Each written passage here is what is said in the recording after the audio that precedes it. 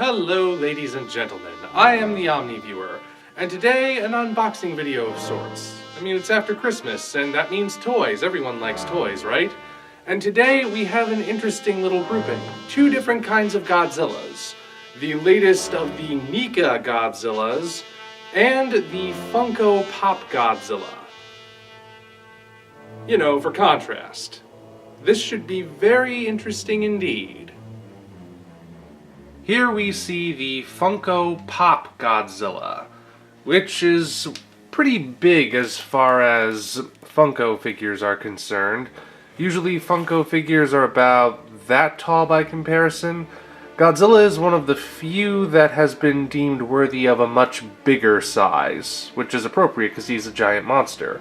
Others that I know of which would be bigger are Cthulhu or Smaug from Lord of the Rings, characters like that. And specifically, there are two Godzillas. There's a regular one, and there's this one, which you'll note has blue eyes, teeth, claws, and dorsal fins. That's because this version can glow in the dark, which we'll see a little later. Now, according to the box, this is based on the 1954 version of the character, which many people would say is the best considering it's the original.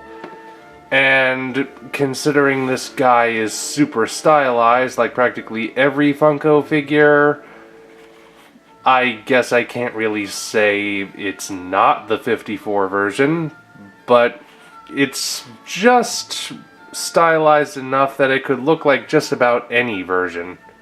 Boy, I can't wait to see how FUNKO Godzilla looks in Funko Pop Figures the movie, from the makers of the Emoji Movie. You know that's gonna happen at some point. Now, if you regularly collect these things, you know that there is no articulation. Even though there's seams here that make it look like the arms and head should be able to move, can't. They are fixed in place. Which is because Funko figures aren't actually meant to do anything. They're meant to be displayed as part of decoration.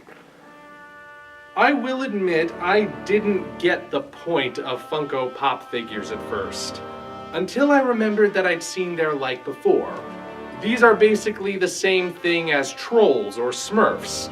They're not meant to actually do anything, they're just meant to sit there on your shelf and be decorative in your office or home.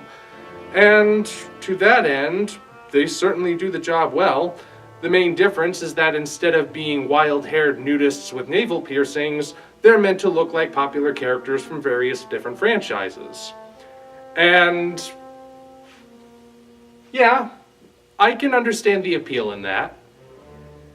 Now, detail-wise, it's pretty good. I mean, these things aren't meant to be hyper-detailed, but the scales run pretty much all over the body except for the palms of the hands and soles of the feet. The dorsal fins have a little bit of detailing just to make them look a little rougher, so they're not just smooth. Obviously no pupils in the eyes because they glow in the dark, but in the regular version that detail isn't changed. They're just black in the regular version. The teeth are just defined enough, and it's hard to see inside the mouth to know how detailed it is in there. But considering the mouth is hardly even open, it's not that big a deal. And like I said, even though this claims to be based on the original 1954 version, details like the ears, which you would see on that version, aren't present on this. So I would actually say that this is more accurately described as just Godzilla. A generic kind of Godzilla. And I don't mean generic as an insult, because, well, in this case it's meant to represent Godzilla overall. And it does that job quite well. Now the trick is to make this guy glow in the dark and see how that looks.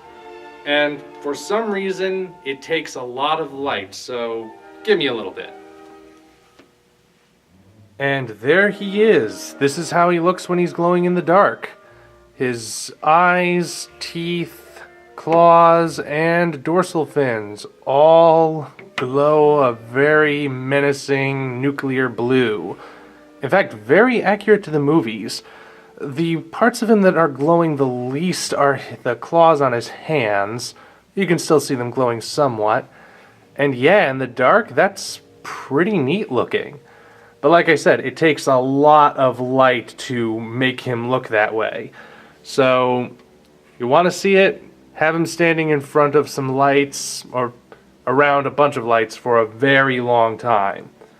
But it looks really cool when it's done right. And here we have the latest of the NECA Godzilla figures. This one based on the version seen in Godzilla, Mothra, and King Ghidorah Giant Monsters All-Out Attack. Henceforth simply to be referred to as GMK because that is much easier to say. So, this version of Godzilla, unlike the Funko figure, has lots of articulation. Specifically, the jaw, the head, the neck, the torso, both shoulders, both elbows, both hands, the fingers as well, all in a group, but still, both legs, both knees, both feet, and 1, 2, 3, 4 segments of tail. And the very tip of it is a bendable version with a wire in it, so you can pose that anyway, but it's really stiff, so I would say be careful. And, of course, that should allow for all sorts of different poses. So you're probably wondering why he's squatting spread-eagled in this weird sumo wrestler stance. Well, that is the only way I can get him to stand where both of his feet are flat on the ground. When he comes in the package, his legs are like that, but his knees won't position so that you can stand him with his legs more beneath him and still have his feet flat. They have to be out like this. And it also results in him being severely hunched forward. Which, yeah, the GMK Godzilla does hunch forward, as seen in this footage I'm playing right here, but not to this degree. And it's kind of surprising, because you don't see that issue in other NECA Godzillas, like this Heisei version or this Legendary version. It's kind of a weird detail, though not to say these ones are perfect either. As you can see, this Heisei Godzilla will never be able to dance because he has 2 left feet. Ah, the factory defects. You gotta love them. But even with that in mind, look at the detail on this thing. The detail alone practically makes it worth the price. I mean, pretty much from every angle, even the bottom of the feet that most people would never even see, this Godzilla is insanely detailed. Even once it gets into focus, look at the head. You can see extra teeth growing out of the gums, kind of, and that is on both sides. Which, that's a detail no one actually had to include, but they did anyway, and that just makes it all the more impressive.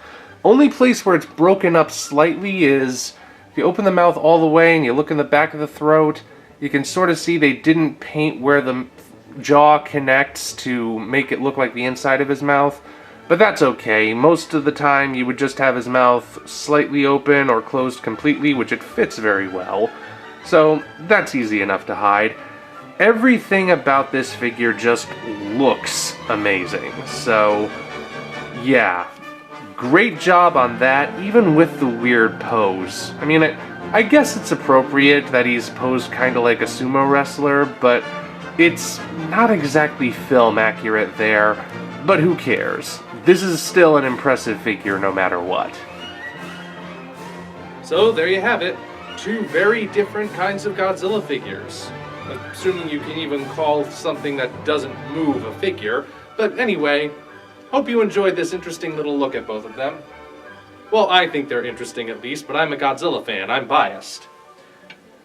Well, expect something a bit more fleshed out in the days to come.